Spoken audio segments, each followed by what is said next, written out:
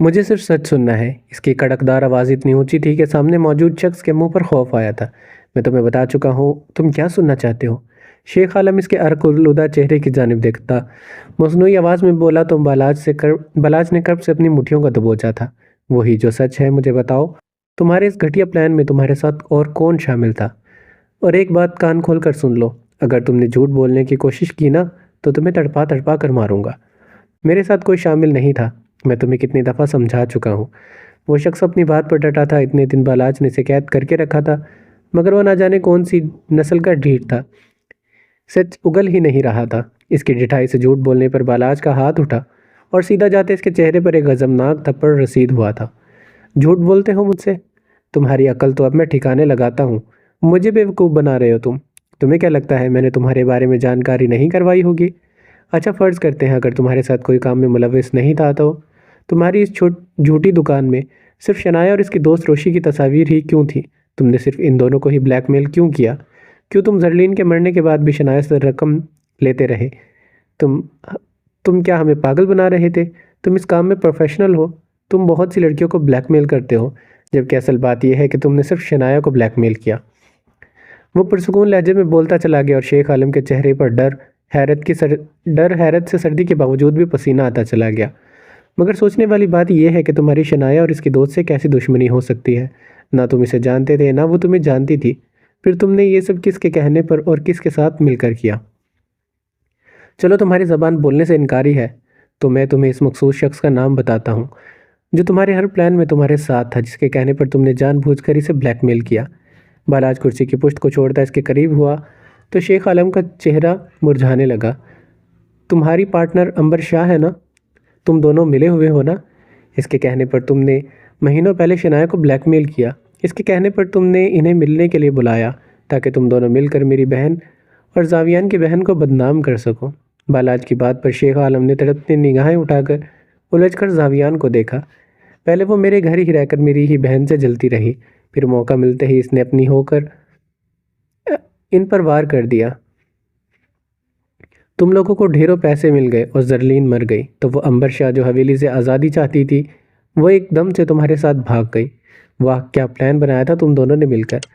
بالاج نے اسے داد دیتے تالیاں بجانی شروع کی تھی تو شیخ عالم نے اپنا سر نفی میں ہلایا۔ اسے ابھی تک طلاق اسی لیے تو نہیں دی، اسے ابھی تک حویلی سے اسی لیے تو نہیں نکالا تاکہ میں سارا سچ اس سے اگلوا سکوں، اور سچائی کے انکشاف پر میں اسے ایسی سزا دوں گا کہ اگلی دفعہ میری حویلی کے کسی بھی فرد کو نقصان پہنچانے سے پہلے وہ 1000 بار سوچے گی۔ بالاج شاہ فقط سوچ کر رہ گیا تھا جب اس کی آواز نے بالاج کی توجہ کو کھینچا تھا۔ تم غلط سوچ رہے ہو بالاج، عنبر شاہ میری پارٹنر نہیں ہے، تمہیں غلط فہمی ہو رہی ہے۔ وہ میری کسی پلان میں شامل نہیں تھی، وہ تو جانتی بھی نہیں ہے کہ میں ہی شنایا کو بلیک میل کر رہا تھا۔ اور رہی بات اس کے میرے ساتھ بھاگنے کی، تو ضرور اس نے مجھ میں کچھ ایسا دیکھا ہوگا جو تم میں نہیں ہے۔ آخر میں اس کا لہجہ تنزیہ ہوا تھا۔ جب بالاج کی ناک کی نتیں پھولی اور اپنی کرسی کو پیچھے دھکیلتا اٹھا، اس کی جانب بڑھا اور پوری قوت سے اس کے بالوں کو اپنے ہاتھوں میں لے گیا تھا۔ بکواس بند کر اپنی، ورنہ میں تجھے بولنے کے قابل نہیں چھوڑوں گا۔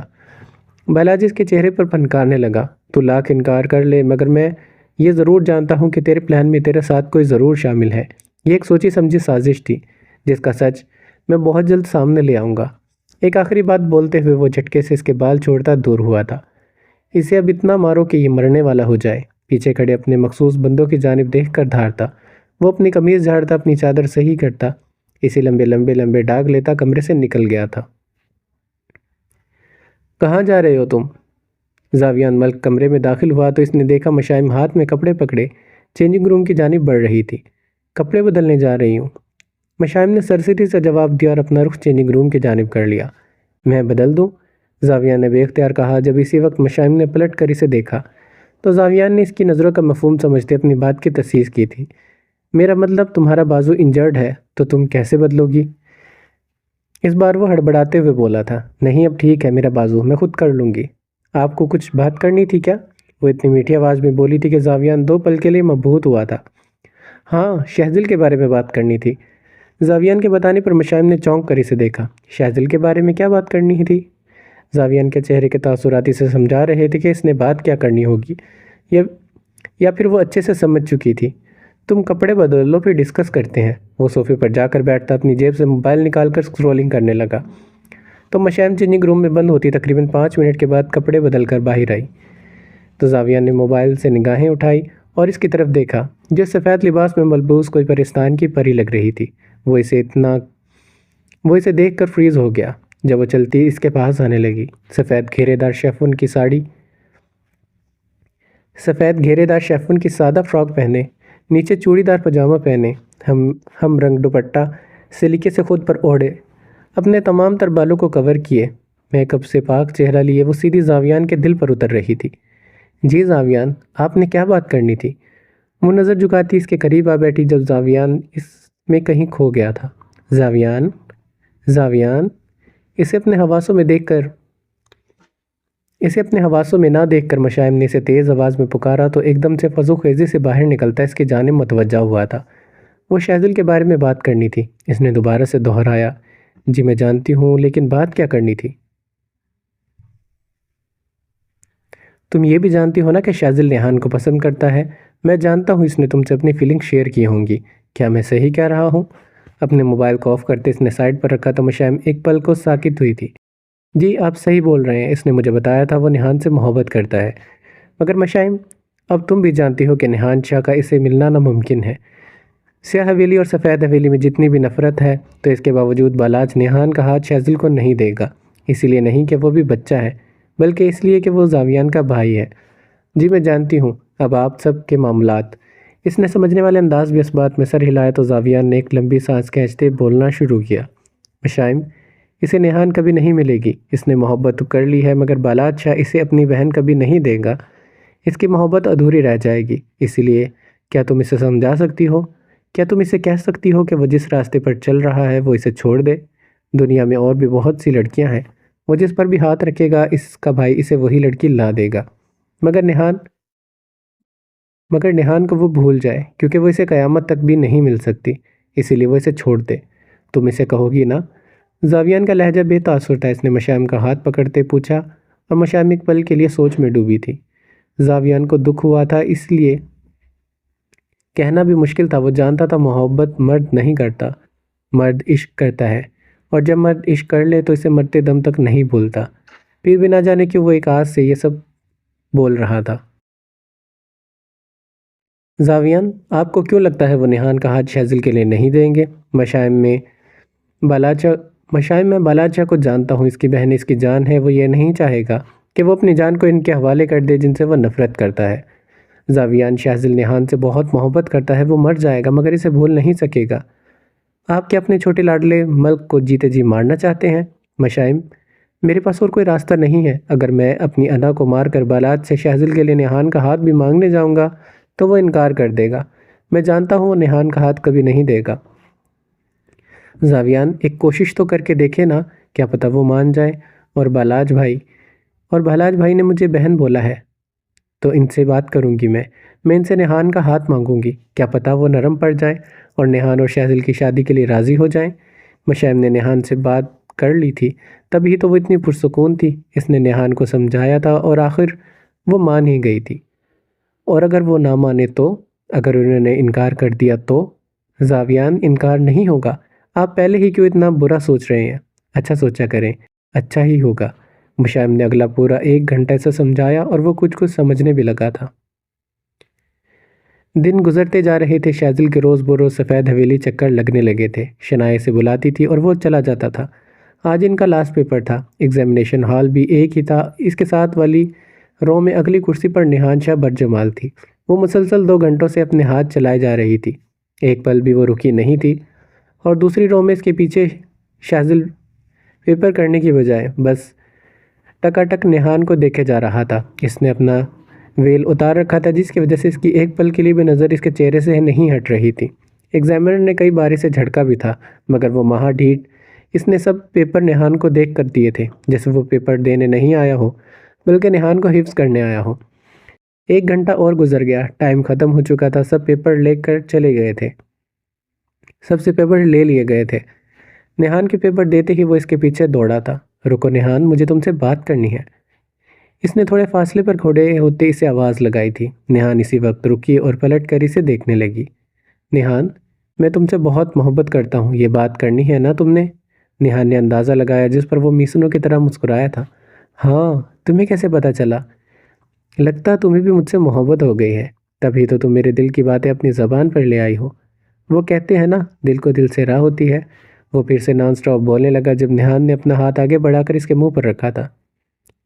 مجھ سے شادی کرنا چاہتے ہو نا تو رشتہ بھیج دینا، میں راضی ہوں۔ اس کی ہنی آنکھوں میں اپنی بلو گرنش آنکھیں ڈال کر فقط ایک جملہ بولتی، وہ اسے ساکت کرتی سی وقت مڑ گئی تھی تو شاذل وہاں کھڑا منجمد ہو گیا جب پیچھے سے آتے حمائل خان زادہ نے اس کے کندھے پر ہاتھ رکھتے اسے ہوش کی دنیا میں لاپٹ تھا۔ حمائل، وہ مان گئی ہے، اس نے مجھے بولا وہ راضی ہے، اس نے کہا میں رشتہ بھیج دوں۔ حمائل، تجھے پتہ ہے میں آج کتنا خوش ہوں؟ شاذل تو پاگل ہو گیا تھا مگر حمائل کے اندھا دھند دیوانے وار گلے لگتا وہ اب اسے بھی پاگل کرنے لگا تھا۔ آج ان کا کوئی شوٹ نہیں تھا، اسی لیے وہ گھر پر موجود تھی۔ جب سٹور روم کے پاس سے گزرتے انہیں کچھ گڑبڑ کا احساس ہوا، جیسے اندر کوئی چیز گری ہو، جسے دیکھنے کے لیے وہ سٹور روم کا دروازہ کھولتی اندر کی جانب بڑھی تھی۔ سٹور روم بند ہونے کی وجہ سے وہاں اڑتی دھول مٹی سیدھا ان کے گلے میں جا کر لگی۔ وہ ایک دم کھانسنے لگی، پھر اگلے ہی پل انہوں نے اپنے منہ پر اپنا چنری نما دوپٹہ رکھا۔ یہاں وہاں ہاتھ مارتی وہ سوئچ بورڈ کے قریب جاتی، کمرے میں روشنی کرنے لگی۔ جب اچانک سے کوئی چیز ان کے پاس سے گزری تو انہیں لائٹ آن کرنے کے بجائے مڑ کر پیچھے دیکھا مگر کسی چیز کا احساس نہیں ہوا تھا۔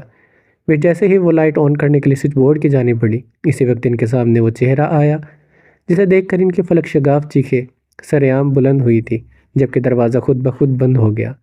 وہ اونچی اونچی آوازوں میں چلانے لگی۔ سامنے کا منظر دیکھ کر ان کی آنکھیں پھٹی کی پھٹی رہ گئی، ان کا چہرہ دھک رہ گیا، ان کا منہ کھل گیا۔ اس ایک لمحے میں ان کے جسم میں ڈر کی اتنی تیز لہر دوڑی کہ وہ ایک دم خوف کے باعث پیچھے ہوتی گر گئی۔ وہ اپنی پھیلی آنکھوں سے سامنے دیکھ رہی تھی جہاں زرلین شاہ کالے سوٹ میں بالکل ان کے سامنے کھڑی تھی۔ اس کے بال بکھرے تھے، چہرے پر ہلکی سی مسکراہٹ تھی، وہی رنگت، وہی چہرہ، وہی نقوش، وہی آنکھیں، وہی زرلین شاہ جسے وہ کھائی میں گرا چکی تھی۔ وہ آنکھوں کے سامنے زندہ سلامت کھڑی تھی۔ ان کا ایک پل کو ٹھٹکنا تو بنتا تھا۔ کیا ہوا ساسو ماں، ڈر گئی؟ زرلین شاہ طنزیہ انداز میں اس کی جانب دیکھتے طائرانہ ہنستی ان کی طرف بڑھی تو یاسمین بیگم نے اسی وقت اپنے ہاتھ پیچھے کی جانب گھسیٹتے دوری بڑھائی تھی۔ ارے ارے، کہاں بھاگ رہی ہیں؟ زرلین کا انداز عجیب تھا، اتنا عجیب کہ زرلین شاہ اپنے سامنے اتنی دیر کے بعد زرلین شاہ کو اپنے سامنے دیکھ کر یاسمین بیگم مبہوت رہ گئی تھی۔ ان کے سوچنے سمجھنے کی حس ختم ہو گئی تھی۔ وہ کچھ سمجھنا چاہ رہی تھی مگر ان کا دماغ ان کا ساتھ چھوڑنے لگا۔ کیوں کر رہی ہو تم یہ سب؟ ان کی آواز میں موجود ڈر صاف محسوس ہونے لگا۔ انہیں اپنے گلے میں کچھ اٹکتا محسوس ہوا تھا۔ تم نے مجھے کھائی میں گرا دیا تھا، میں نے آپ سے پوچھا؟ وہ حقارت بھری نگاہوں سے انہیں دیکھنے لگی۔ جب ایک پل میں یاسمین بیگم اپنے ہاتھوں میں دباؤ ڈال کر اٹھتی پھرتی کی رفتار سے دروازے کی جانب بڑھی تھی، لیکن ان سے پہلے ہی زرلین نے وہاں آتے ان کے ہاتھوں کو قابو میں کرتے زہر اگلتی نگاہوں سے انہیں گھورا تھا۔ تمہاری عادتیں نہیں گئی میدان چھوڑ کر بھاگنے کی، لیکن آج میں تمہیں بھاگنے نہیں دوں گی۔ زرلین شاہ نے ان کی کلائیوں کو موڑا تو وہ اسی وقت چلانے لگی۔ چھوڑو مجھے زرلین، تم پاگل ہو کیا؟ کھائی میں گر کر کہیں تمہارا دماغ تو خراب نہیں ہو گیا؟ تم بچ کیسے گئی؟ اور کیوں آئی ہو واپس؟ تم نے دیکھا نہیں تھا یہاں اب تمہاری کوئی جگہ نہیں ہے، سب تمہیں بلا کر اپنی زندگیوں میں مصروف ہو چکے ہیں۔ ٹونٹ کرتی نگاہوں سے زرلین کے چہرے پر نظریں گاڑے وہ ایک ایک لفظ چبا کر بولی تو ان کے اس انداز پر زرلین کا دل چاہا وہ ان کا بھی گلا دبا دے۔ میری فکر چھوڑو، اپنے انجام کے بارے میں سوچو ذرا، اس دن کیا ہوگا جب میں منظر عام پر آ جاؤں گی اور ساری حقیقت سب کو دکھا دوں گی۔ تنزیہ بولنے کے بعد وہ آخر میں ہنسی بھی تھی جس پر یاسمین بیگم کا حلق اندر تک خشک ہوا تھا۔ تم جاننا چاہتی ہو نا میں کیسے بچ گئی، کیسے زندہ رہ گئی؟ تو سنو، آج میں تمہیں سناتی ہوں، ورنہ تم نے تو پلاننگ میں کوئی کسر نہیں چھوڑی تھی۔ زرلین انہیں دور زمین پر دھکا دیتی ان کے ارد گرد چکر لگاتی انہیں ماضی کا سچ بتانے لگی، مگر اس کی مدد کس نے کی اور اس نے سروائیو کیسے کیا اس نے یہ نہیں بتایا۔ اب تم مجھے یہ بتاؤ، تم سب کو سچ بتا رہی ہو یا پھر میں خود منظر عام پر آ کر تمہاری دھجیاں اڑاؤں؟ اس کے بولتے ہی یاسمین بیگم نے اپنی مٹھیوں کو دبوچا۔ انہیں غصہ آ رہا تھا خود پر، وہ اتنے یقین سے کیسے خاموش ہو گئی تھی کہ وہ گر کر مر چکی ہے، جبکہ تفتیش تو انہوں نے بھی نہیں کروائی تھی یا پھر انہیں اتنا موقع ہی نہیں ملا تھا۔ دیکھو لڑکی، زاویان تمہیں بھول چکا ہے، اس نے شادی کر لی ہے، تم اب ان کے درمیان آ کر سب کچھ خراب نہیں کر سکتی۔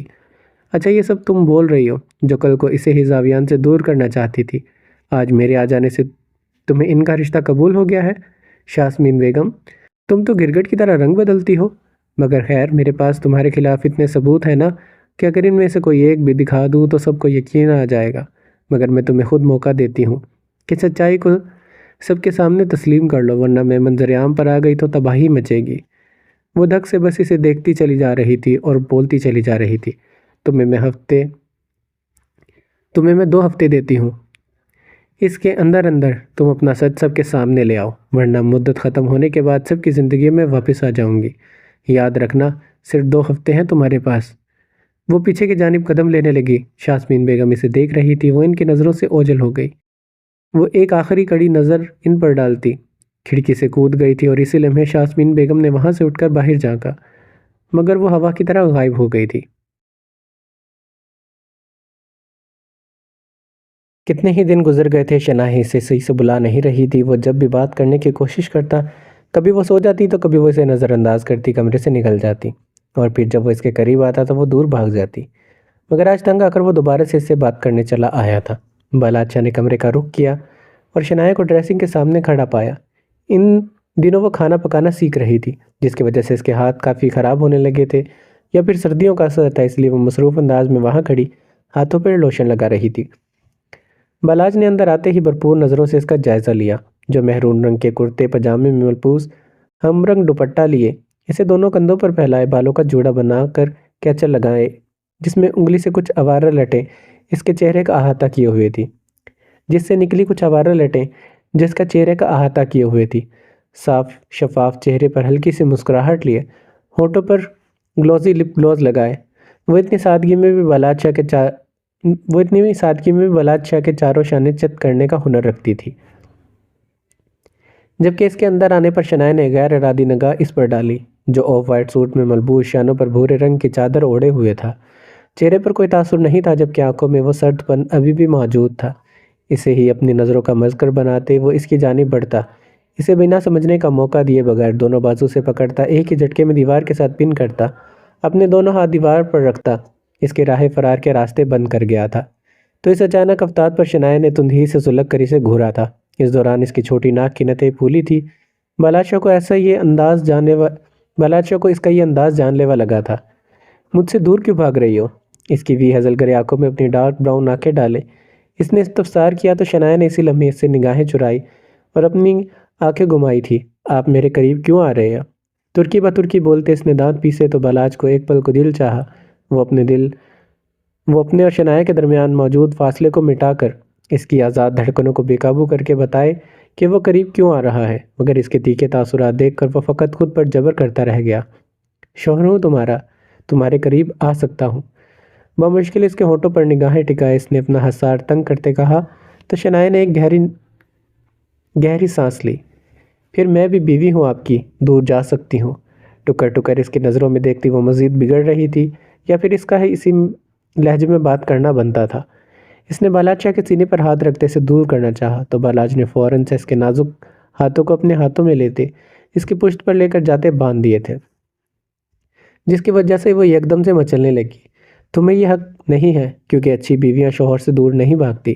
بالاج نے اس کے دلکش چہرے پر اپنی تپش بھری نگاہیں گاڑتے اپنا ہاتھ بڑھا کر اس کے چہرے پر آئی آوارہ لٹوں کو کان کے پیچھے اڑیسا، تو شنایا نے اپنی گردن کو ہلاتے اس کا ہاتھ دور کرنا چاہا۔ آپ کو کس نے کہا کہ میں اچھی بیوی ہوں؟ اس نے ایک لفظ چباتے بولا، تو بالاج کے چہرے پر اسی وقت مبہم سے مسکراہٹ نمودار ہوئی تھی۔ تو کیا تم اچھی بیوی نہیں ہو؟ اس بار اس نے شانے اچکائے اور شنایا کی پشت پر باندھے ہاتھوں پر اپنی پکڑ مضبوط کرتے خود کو اس کے قریب کیا تھا۔ نہیں، میں نہیں ہوں، وہ تنگ آ کر چڑ کر چیخی تھی۔ شنایا ختم کر دو یہ ناراضگی، کب تک تڑپانے کا ارادہ ہے تمہارا؟ بالاج کے لہجے میں آئی تڑپ اس نے صاف محسوس کی تھی۔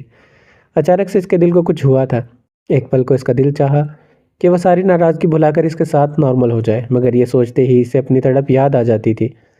میری ناراضگی سے آپ کو فرق نہیں پڑنا چاہیے، اور آپ کیوں تڑپیں گے؟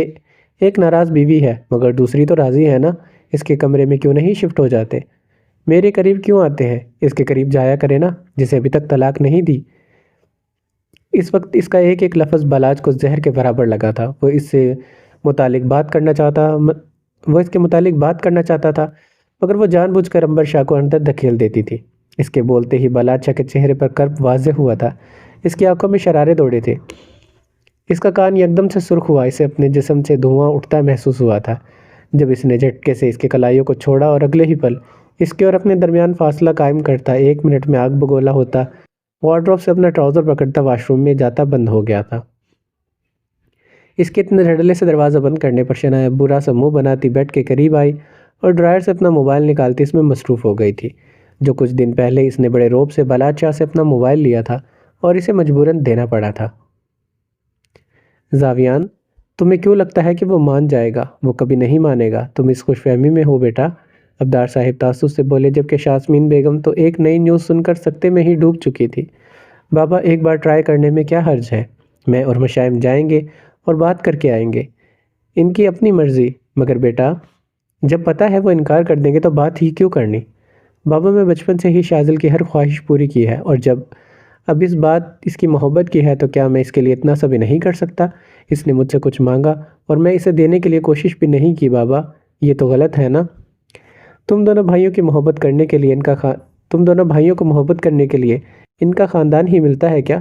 پہلے میرا بڑا بیٹا مجھ سے چھین لیا، اسے میں نے واپس پایا تو انہوں نے میری بیٹی مجھ سے چھین لی، ابھی تک وہ نہیں ملی کہ میرا چھوٹا بیٹا بھی اب ان کا ہونے جا رہا ہے۔ کیا دنیا میں صرف سفید حویلی کی لڑکیاں ہی بچی ہیں جو تم لوگوں کو ان کے سوا اور کوئی نظر نہیں آتا؟ نہ وہ اتنی خوبصورت ہے، نہ ان کے پاس کوئی ہنر ہے، نہ ہی ان کا کوئی بیک گراؤنڈ ہے، وہ کہیں سے بھی ہماری سوسائٹی سے میچ نہیں کرتی۔ اپنے حواسوں میں دوبارہ سے واپس آتی وہ یکدم سے زاویان پر بھڑک پڑی تھی۔ ماما، آپ نے یہ سب زرلین کے لیے بھی بولا تھا، اور تب بھی میں نے آپ سے یہی بولا تھا کہ مجھے محبت ہے اس سے، میں شادی بھی اسی سے کروں گا، اسی لیے اب شاذل بھی نہان سے محبت کرتا ہے اور شادی بھی اسی سے کرے گا۔ اور کیا نہیں ہے نہان کے پاس؟ خوبصورت ہے، گریجویٹ ہونے والی ہے، خوش اخلاق ہے، آسانی سے ہم سب میں گھل جائے گی، اس کے علاوہ آپ اور کیا چاہتی ہیں؟ زاویان کو برا لگا تھا ان کا یہ انداز۔ کیا وہ بولڈ ہے؟ کیا وہ میرے بعد میری انڈسٹری میں قدم میری جگہ سنبھالے گی؟ کیا وہ موو کر سکتی ہے؟ نہیں کر سکتی نا، کیونکہ وہ بھی زرلین کی طرح ایک ٹیپیکل لڑکی ہے جسے اپنا وہ سو کالڈ حجاب زیادہ میٹر کرتا ہے۔ وہ تو کیمرے کے سامنے بھی نہیں جا سکتی، وہ کیا میرا کیریئر سنبھالے گی؟ تمہیں یاد تو ہوگا جب پہلی دفعہ زرلین کو کیمرے کے سامنے کھڑا کیا تھا تو وہ کیسے تھر تھر کانپنے لگی تھی، کیونکہ ایک انکانفیڈنٹ لڑکی اس زمانے میں کچھ بھی نہیں کر سکتی۔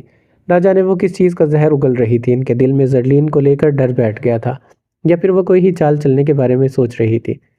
زاویان نے اپنی آنکھوں کو میچا، جبکہ ابدار صاحب نے اپنے سر کو جھٹکا۔ وہ جانتے تھے ان کی بیوی ایسی ہی ہے، مغروری، منہ پھٹ، انا پرست، جسے اپنے علاوہ اور کوئی نظر ہی نہیں آتا تھا۔ ماما، وہ مر چکی ہے، اسے تو بخش دیں اب۔ بیٹا، میں اسے برا نہیں کہہ رہی، میں تو بس یہ کہہ رہی ہوں مجھے ایسی بہو چاہیے جو میرے قدم سے قدم ملا کر چل سکے۔ ان کا بیان بدلا تھا، ان کا لہجہ اس دفعہ نرم تھا۔ انہوں نے فوراً سے اس کے ہاتھ پر ہاتھ رکھتے اس کے سینے پر سر رکھ لیا تھا۔ وہ عورت ہر ہنر جانتی تھی کہ کس طرح زاویان کو قابو کرنا ہے۔ وہ اس کی آنکھوں پر پٹی باندھ دیتی تھی، تبھی تو اسے آج تک زرلین کی موت ایک سازش نہیں لگی تھی۔ ماما، ہم رشتہ مانگنے ضرور جائیں گے، پھر آگے جو ان کی مرضی ہوگی اس کے بعد ہی اب اس ٹاپک پر ڈسکشن ہوگی۔ اسے ہرٹ ہوا تھا، اسی لیے وہ بات کو حتمی شکل دیتا اٹھ کھڑا ہوا اور اپنے بابا کی طرف ملتی نگاہوں سے دیکھتا وہاں سے چلا گیا تھا۔ تقریباً 15 منٹ کے بعد واش روم سے باہر نکلتے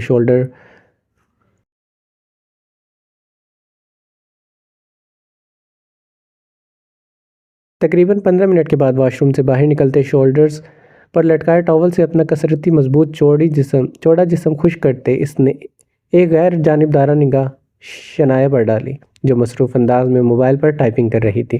ٹھنڈے پانی سے نہانے کی وجہ سے اس کا غصہ بھی ٹھنڈا ہو گیا تھا۔ جب وہ شرٹ پہننے کے بجائے تیز تیز قدم لیتا شنایا کے قریب پہنچا، اگلے ہی پل اس کا موبائل پھرتی سے کھینچ لیا تھا۔ کیا مسئلہ ہے آپ کو؟ کیوں مجھے سکون سے رہنے نہیں دیتے؟ وہ پھر سے بدمزہ ہوئی تو بالاج شاہ اس کا موبائل اپنے ٹراؤزر کی جیب میں ڈالتا اس کے پاس بیٹھا تھا۔ میرا سکون برباد کر کے تم سکون سے کیسے رہ سکتی ہو؟ بالاج نے ایبروز کہا تو شنایا نے اسے شرٹ لیس دیکھ کر اپنی نگاہوں کا مرکز بدلا، جو اسے انتہائی مشکل لگا تھا، کیونکہ اس کے ایبس اور بائسیپس، اس کے ڈولے، اس کے مقناطیسی باڈی، اس کے سکس پیک اس کی نظروں کو ہر بار بے قابو کر دیتے تھے۔ کندھے دباؤ میرے، بہت درد ہو رہی ہے مجھے، بالاج نے اپنے شانے سے تولیہ کھینچتے اپنے بال رگڑتے کہا تھا۔ اس کے بال رگڑنے کے دوران پانی کے کچھ قطرے شنایا کو خود پر پڑتے محسوس ہوئے تھے۔ گلا نہ دبا دوں آپ کا؟ کندھے دبانے کی نوبت ہی نہیں آئے گی، نکاہت سے اس کے چہرے کو دیکھتی وہ بے لچک لہجے میں بولی تو بالاج نے گردن موڑ کر سالم نگلنے والے نگاہ سے اسے گھورا تھا۔ مجھے مار کر جیل جانا چاہتی ہو؟ اس دوران وہ گمبھیر لہجے میں بولتا تھوڑا اس کے قریب ہوا تھا۔ نہیں، آپ کو مار کر وہ میڈل حاصل کرنا چاہتی ہوں جو عظیم ہستیوں کو ملتا ہے۔ شنایا کی بے رخی سے بولنے کی دیر تھی جب بالاج کا چھپر پھاڑ کہا پورے کمرے میں بلند ہوا تھا۔ تمہیں پتہ ہے میرے مرنے سے کیا ہوگا؟ اس کی آنکھوں میں عجیب چمک آئی تھی جو شنایا کی نظروں سے اوجھل نہیں رہ سکی تھی۔ زیادہ سے زیادہ کیا ہوگا؟ آپ کا جنازہ ہوگا اور سب شریعت کے مطابق 3 دن کا سوگ منائیں گے۔ وہ اپنے جواب سے دوسرے کو مات دینا اچھے سے جانتی تھی۔ جی نہیں، میرے مرنے سے تم بیوہ ہو جاؤ گی۔ بالاج نے اس کے علم میں اضافہ کیا تھا۔ آپ کے ساتھ رہنے سے تو اچھا ہے میں بیوہ ہو جاؤں، وہ دھیمی آواز میں بولی، مگر بالاج نے بخوبی خود اس کی آواز سنی تھی۔ اتنا ناپسند کرتی ہو مجھے؟ پسند کر کے کیا ملا جو ناپسند کر کے مل جائے گا؟ اس نے دل ہی دل میں خود سے سوال کیا۔ وہ ایک پل کو گہری سوچ میں ڈوبی تھی جب اگلے ہی لمحے بالاج نے اسے ہوش کی دنیا میں لا پٹکا تھا۔ اگر باتیں ختم ہو گئی ہوں تو میرے کندھے اور سر کو دبا دینا پلیز، بہت درد ہو رہی ہے۔ وہ آرام دہ لہجے میں گفتگو کرتا بیڈ پر اوپر ہوتا اپنی جگہ پر صحیح ہو کر لیٹا تو شنایا نے اس کے لیٹتے ہی غصے کا اظہار کرنے کے طور پر درمیان میں کشن سیٹ کرنا شروع کیے تھے۔ درد ہے تو کسی اور سے جا کر دبوائیں ورنہ چپ چاپ سو جائیں۔ اس کی زردی مائل پڑتے چہرے پر نظر اس کی زردی مائل چہرے پر اس کی زردی مائل پڑتے چہرے کو نظر انداز کرتے وہ اپنی جگہ پر لیٹتی، کمفرٹر کو خود پر اوڑھتی۔ بالاج کو پچھلے دنوں مسلسل کام کرنے کی وجہ سے اب سر اور کندھوں میں درد ہونے لگی تھی۔ میں سو رہا ہوں، لائٹ آف کر دینا۔ شنایا نے محسوس کیا اس کا لہجہ بوجھل اور بجھا ہوا تھا، تھوڑی تکلیف بھی تھی، گویا شنایا کو اسی پل اس کے ضمیر نے جھنجھوڑا تھا۔ وہ لائٹ بند کر چکی تھی۔ تقریباً 15 منٹ گزرے مگر اسے نیند نہیں آ رہی تھی۔ نہ جانے کس چیز کی اضطرابیت اور بے چینی تھی جو اسے سونے نہیں دے رہی تھی، یا پھر گلٹ اسے ستائے ہوئے تھا۔ اس نے گردن موڑ کر دیکھا تو بالاج نیند کی وادیوں میں کھو چکا تھا۔ اس کی سانسوں کی آواز اسے بخوبی سنائی دینے لگی۔ جب وہ دھیرے سے اس کے پاس کھسکتی، تھوڑا اوپر ہوتی، اس کے چہرے پر جھانکنے لگی تھی۔ پھر اسے بے خبر سوتے دیکھ کر شنایا نے آہستگی سے اس کے قریب بیٹھتے اپنے ٹھنڈے ہاتھ آرام آرام سے اس کے سر کے قریب لے جاتے، جیسے ہولے سے اس کے ماتھے پر رکھے تھے۔ اسی وقت بالاج کی نیند میں خلل ہوا۔ اس کے ٹھنڈے ہاتھ اسے پیشانی کو چھوتے محسوس ہوئے تھے، لیکن وہ بالکل ساکت رہا جیسے ابھی بھی سو رہا ہو۔ شنایا نے آرام سے اپنے ملائم ہاتھوں کا دباؤ ڈال کر اس کے ماتھے پر ڈالا اور بالاج کے اندر تک سکون اترا تھا۔ کتنے پیار اور نرمی سے وہ اس کا سر دبانے لگی تھی۔ پھر تقریباً 10 منٹ تک وہ دباتی رہی اور بالاج شاہ نے اسے روکا بھی نہیں، جب خود ہی تھک کر وہ جمائی لیتی اس کے سر ہی سرانے پر سر رکھ گئی تھی، جبکہ اس کا ایک ہاتھ ابھی بھی اس کی پیشانی پر ہی تھا۔ صبح اس کے اٹھنے سے پہلے وہ اٹھ چکا تھا۔ مشائم کی اس سے کال آئی تھی کہ وہ آج آ رہے ہیں، اسی لیے وہ اپنی ماما جان کو بتانے کے لیے چلا گیا تھا، کیونکہ اتنی جلدی میں ایک وہی تھی جو اس کی بات سمجھ سکتی تھی، ورنہ دوسرے تو اسے ایک دم سے جھٹکا ملنا تھا۔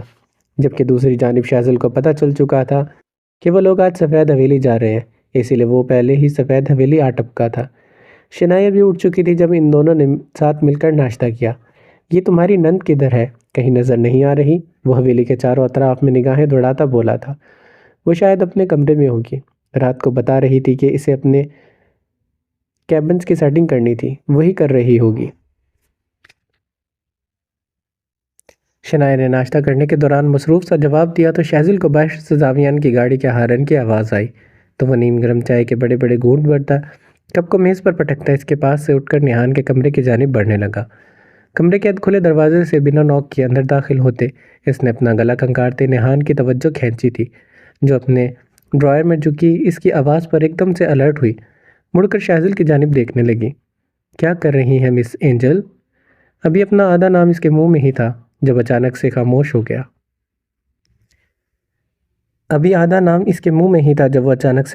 گیا۔ تم یہاں کیا کر رہے ہو؟ تمہیں اپنے گھر میں سکون نہیں ہے جو روز منہ اٹھا کر یہاں چلے آتے ہو؟ کہیں میرے لالا نے تمہیں گود تو نہیں لے لیا، یا پھر تم سفید حویلی شفٹ ہو گئے ہو؟ وہ اس کی جانب دیکھتی بدمزہ ہوتی بولتی چلی گئی تھی، جب شہزل کی اگلی ہی بات نے اس کو چونکا دیا تھا۔ نہیں میرے بھائی تمہیں گود لینے آئے ہیں، بہت جلد تم سفید حویلی سے سیاہ حویلی شفٹ ہونے والی ہو۔ شہزل کا جواب اسے لاجواب کر گیا تھا۔ بھائی نیچے آ چکے ہیں، اچھے سے تیار ہو کر آنا۔ وہ اسے حیرت میں ڈبائے وہاں سے چلا گیا تھا۔ لالا کو اتنی بھی کیا جلدی ہے، بلکہ لالا کو نہیں، جلدی تو اس نکمے کو ہوگی جو مجھ سے شادی کرنے کے لیے مرا جا رہا ہے۔ نیہان نے منہ بسورا اپنی حالت ٹھیک کرنے لگی۔ اسے مشائم کی بات یاد آ گئی تھی، اسی لیے ایک دفعہ اور وہ اپنا دل مار گئی تھی، مگر اپنی ہی محبت کے سامنے کسی اور کا ہونا یہ سوچ کر ہی اس کا سانس بند کرنے لگا۔ ہمیں نیہان شاہ کا ہاتھ شہزل ملک کے لیے چاہیے۔ شہزل اس سے بہت محبت کرتا ہے اور میں یقین سے کہہ سکتا ہوں وہ اسے بہت خوش رکھے گا۔ آخر تھوڑی بہت باتوں کے بعد زاویان ملک نے مدعے کی بات کی تھی، جس پر چند ثانیے کے لیے سب ہونک ہوئے تھے، چہرے سے ایک دوسرے کی جانب دیکھا تھا۔ زہرا بیگم مشائم کے پاس بیٹھی تھی، انہیں نہ جانے کیوں اس سے اپنائیت کا احساس ہونے لگا، جبکہ اپنی حویلی میں اپنی فیملی کے درمیان بیٹھ کر وہ بھول چکی تھی کہ وہ فی الحال زرلین نہیں مشائم ہے۔ ٹیبل پر اشتہار انگیز کھانے پینے کی چیزیں سجی تھیں۔ سامنے ڈبل صوفے پر بالاج شاہ نیہان بیٹھے تھے، جبکہ ان کے مقابل والے صوفے پر زاویان مشائم شہزل اور زہرا بیگم بیٹھی تھی۔ چچی جان اور ابدار صاحب سنگل صوفے پر تھے، جبکہ امبر کمرے میں اور چچا جان ڈیرے پر تھے۔ جیسے تم نے زرلین کو خوش رکھا تھا، کیا ویسے ہی تمہارا بھائی نیہان کو خوش رکھے گا؟ ہوش کی دنیا میں واپس آتے چچی جان طنزیہ لہجے میں بولی تو زرلین کے ذکر پر زاویان نے مشکل سے اپنی مٹھیوں کو دبوچتے اپنا غصہ کنٹرول کیا تھا۔ بالاج شاہ اور نیہان شاہ کے چہرے باقیوں کی نسبت سپاٹ تھے۔ نیہان کو تو ہول پڑ رہے تھے، ایک طرف زاویان تھا جس کے دل سے جانے کا نام نہیں لے رہا تھا، اور دوسری جانب مشائم تھی جو چاہتی تھی وہ شہزل سے شادی کر لے۔ چچی جان، انسانوں سے غلطیاں ہو جاتی ہیں اور میں اپنی غلطی پر بہت شرمندہ ہوں۔ میں نہیں جانتا کیسے زرلین اس کھائی میں گر گئی، مگر پھر بھی اگر آپ اس کی موت کا ذمہ دار مجھے ٹھہراتی ہیں تو مجھے منظور ہے۔ میں آپ سب سے معافی مانگتا ہوں اور آج اس دشمنی کو ختم کرتے ایک نئے رشتے کی شروعات کرتا ہوں۔ زاویان کا لہجہ دھیما ہوا تھا، اس کا انداز فریادی ہوا تھا۔ اس کا اس طرح سے بنا غلطی کے باوجود معافی مانگنا بالاج کے دل میں اس کی عزت اور بڑھا گیا تھا۔ کیا گارنٹی ہے کہ شہزل نیہان کو خوش رکھے گا؟ اور تمہیں کیوں لگتا ہے کہ میں اپنی بہن کو سیاہ حویلی رخصت کر دوں گا؟ اس بار بالاج شاہ نے اسے دیکھ کر شانے اچکائے تو زاویان نے مشائم کی طرف دیکھا۔ بالاج لالا، آپ مجھے اپنی بہن مانتے ہیں نا؟ آپ کو مجھ پر تو یقین ہوگا، میں شہزل کی گارنٹی دیتی ہوں وہ نیہان کو خوش رکھے گا۔ پلیز آپ مان جائیں نا ان کی شادی کے لیے۔ مشائم کا لہجہ ملتجی تھا، وہ دھیمی آواز میں بول رہی تھی، اس کی آواز سراپا پرسکون تھی۔ بالاج نے سر اٹھا کر اسے دیکھا، پھر پورے 5 منٹ ان کے درمیان خاموشی کا راج ہوا۔ شہزل، میرے ساتھ چلو، مجھے تم سے کچھ بات کرنی ہے، اور نیہان تم بھی ساتھ آؤ۔ بالاج کھڑک لہجے میں بولا اور ایک روب دار انداز سے اپنی ایک ٹانگ دوسری ٹانگ سے اٹھ کھڑا ہوا تو اس کی پکار پر وہ دونوں ایک ساتھ کھڑے ہوئے اور بالاج شاہ کے پیچھے لپکے تھے۔ پھر تقریباً 10 منٹ کے بعد وہ ان دونوں سے بات کرتا دوبارہ سے حال میں آیا۔ نہ جانے اس نے کیا پوچھا تھا شہزل سے اور نیہان کو کیا کہا تھا۔ میری بہن کی مرضی میرے لیے بہت اہمیت رکھتی ہے، اگر وہ انکار کرتی تو یقیناً اس وقت بنا معذرت کے آپ سب کو یہاں سے جانے کو بول دیتا، لیکن نیہان نے ہاں کی ہے۔ وجہ میں نہیں جانتا، مگر یہ ضرور جانتا ہوں میری بہن کبھی کوئی غلط فیصلہ نہیں کرتی۔ اگر اس نے شہزل کو پسند کیا ہے تو کچھ سوچ کر ہی کیا ہوگا، باقی اگر میری بہن راضی ہے تو میں بھی راضی ہوں، مجھے یہ رشتہ منظور ہے۔ بالاج کے الفاظ کچھ افراد کو آسمان پر لے گئے اور کچھ افراد کو زمین پر پٹک گئے۔ ماما جان، بابا جان، کیا آپ سب نیہان کی خوشی میں راضی ہیں؟ اس کے ادب سے پوچھنے پر پہلے زہرا بیگم نے اس بات میں سر ہلایا، پھر ابدار صاحب نے نیہان شاہ کی بھیگی آنکھوں میں دیکھتے اس کے فیصلے کو منظور کیا تھا۔ بالاج بیٹا، تم ہوش میں تو ہو؟ یہ تم کیا بول رہے ہو؟ آپ سب اتنی آسانی سے اس دشمنی کو کیسے بھول سکتے ہیں؟ کیسے یہ دشمنی رشتہ داری میں بدل سکتی ہے؟ آپ سب جانتے ہیں سیاہ حویلی نے سفید حویلی والوں کے ساتھ کیا کیا ہے۔ وہ سب پتہ ہونے کے باوجود بھی آپ لوگ کیسے انہیں معاف کر سکتے ہیں؟ چچی جان کے کلیجے پر تو جیسے آگ لگ گئی تھی، وہ چاہتی تھی ان کی دشمنی گہری ہو جائے، مگر یہاں تو دشمنی ہی ختم ہو رہی تھی۔ کشف، کیا تم نہیں جانتی دشمنی بڑھانے والے کا نہیں بلکہ معاف کر دینے والے کا دل زیادہ بڑا ہوتا ہے، اور اگر سیاہ حویلی والے خود معافی مانگ رہے ہیں، اپنی غلطی پر شرمندہ ہیں، تو ہم کیوں نہ معاف کریں، کیوں نہ انہیں ایک موقع دیں۔ زہرا بیگم کی بات سب کے دل پر لگی تھی، مگر چچی جان تو مزید سلگ گئی تھی۔ ٹھیک ہے، پھر جب میری بات کی کوئی اہمیت نہیں ہے تو میں یہاں کیوں بیٹھی ہوں؟ کرو تم لوگ خود اپنے فیصلے۔ صوفے سے جھٹکے سے اٹھتی وہ اپنا برا سا منہ بناتی وہاں سے چلتی اپنے کمرے میں جا کر بند ہو گئی تھی۔ ہم چاہتے ہیں بچوں کی شادی جلد ہو جائے، زیادہ بڑا فنکشن نہیں کرنا چاہتے، بس سادگی سے جیسے آپ سب کرتے ہیں۔ مشائم نے ان کا دھیان پھر سے اپنی جانب مبذول کیا۔ ٹھیک ہے، جو بچے ڈیٹ فائنل کریں گے وہی رکھ لیں گے۔ ابدار صاحب اپنی گھڑی میں وقت دیکھتے اٹھ کھڑے ہوئے تو شاذل اور نیہان کے کہنے پر شادی کے لیے اگلا ہفتہ طے پایا۔ اب میں چلتا ہوں، مجھے کچھ کام دیکھنا ہے، تم لوگ بیٹھ کر شادی کی پلاننگ کرو۔ وہ مسکرا کر بولتے اب مشائم کے پاس آئے تھے۔ بیٹا تم بہت اچھی ہو، تمہیں دیکھ کر ایسے لگتا ہے جیسے میری بیٹی زرلین میرے سامنے ہے۔ ابدار صاحب نے اس کے سر پر ہاتھ رکھا تو مشائم اٹھ کر ان کے گلے لگ گئی۔ مجھے اپنی بیٹی ہی سمجھے، وہ شفقت سے ان کے گلے لگی تھی، جبکہ یہ منظر دیکھ کر سب کی آنکھوں میں ہلکی سی نمی آئی تھی۔